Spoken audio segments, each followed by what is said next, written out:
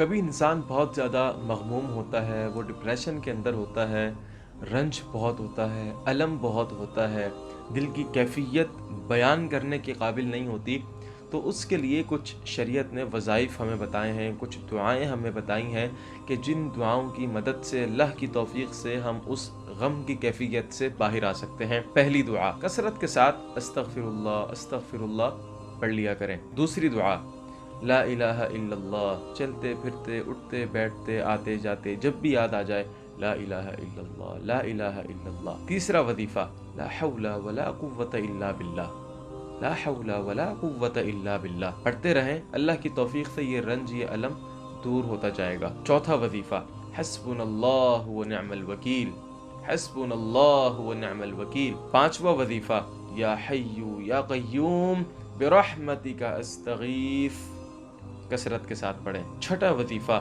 انما اشکو بثی وحزنی الی اللہ، انما اشکو بثی وحزنی الی اللہ۔ ساتواں وظیفہ، اللہ اللہ ربی لا اشرک بہ شیئا۔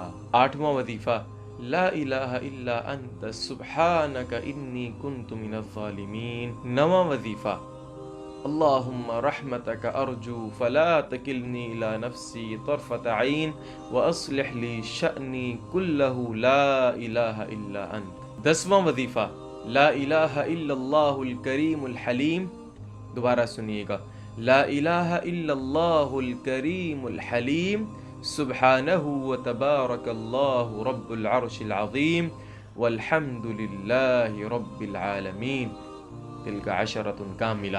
یہ 10 وظیفے میں نے آپ کو بتائے ہیں، 10 دعائیں میں نے آپ کو بتائی ہیں۔ پریشانی ہو، بہت زیادہ ٹینشن ہو، گھریلو ناچاقی ہو، کاروباری ٹینشن ہو، بچوں کا مسئلہ ہو، بچوں کی نافرمانی کا مسئلہ ہو، دنیا کی کوئی بھی ٹینشن آپ کے سر پر سوار ہو، ان سارے وظیفوں کو، ان میں سے 2-3 کو یا ان میں سے کسی ایک کو لازم پکڑ لیں، اللہ کی توفیق سے آپ کا مسئلہ حل ہو جائے گا۔